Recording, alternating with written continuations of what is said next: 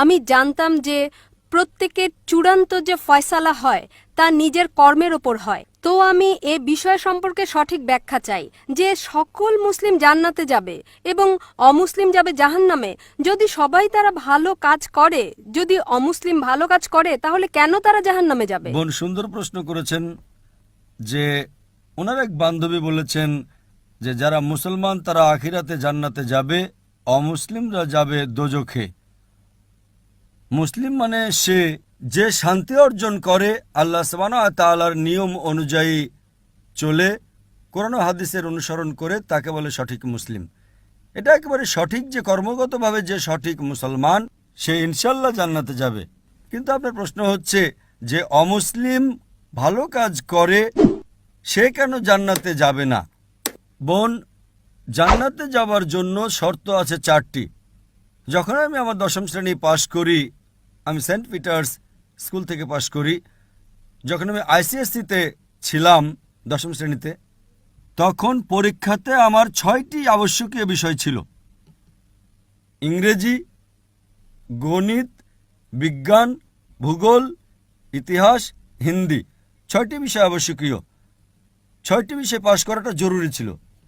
একইভাবে মানুষকে জান্নাতে যেতে হলে 4টি শর্ত রয়েছে।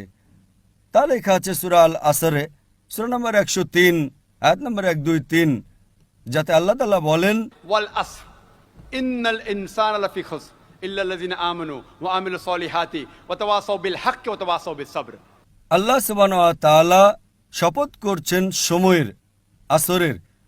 নিশ্চয়ই মানুষ ক্ষতিগ্রস্ত, শুধু তারা যারা 4টি বিষয়ে সাফল্য লাভ করে তারা ক্ষতিগ্রস্ত নয়। আর সে 4টি বিষয়: ঈমান, নেক আমল, মানুষকে সত্যের উপদেশ দেওয়া ও ধৈর্যের উপদেশ দেওয়া। যেভাবে আমাকে 10ম শ্রেণী পাশ করার জন্য 6টি বিষয় পাশ করাটা ঠিক জরুরি ছিল।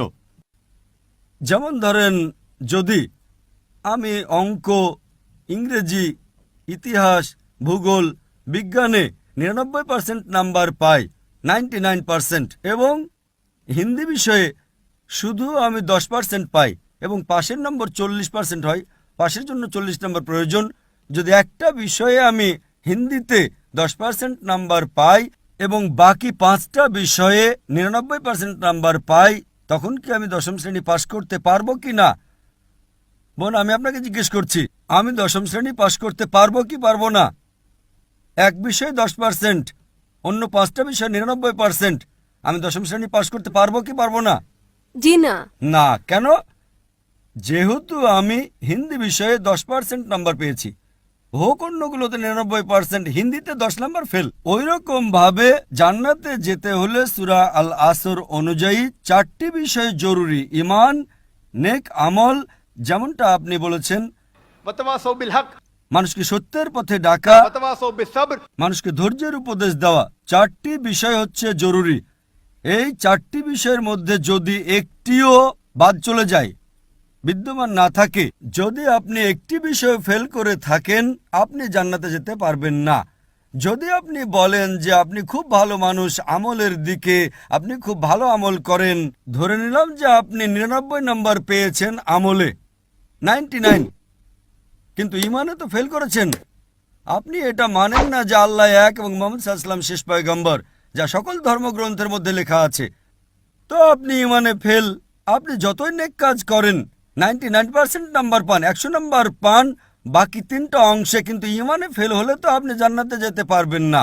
এই একইভাবে যদি কোনো মানুষ হয় নামে মুসলমান, ভালো কাজ করে না, নেক আমল করে না, ওয়া তাওয়াসাউ বিল হক, আহ্বান করছে না লোকদের, সত্যের পথে ডাকছে না, কিংবা মানুষকে ধৈর্যের উপদেশ দিচ্ছে না, শুধু নামে মুসলমান, মোহাম্মদ, সুলতান, জাকির, আব্দুল্লাহ, তো সে জান্নাতে যাবে না।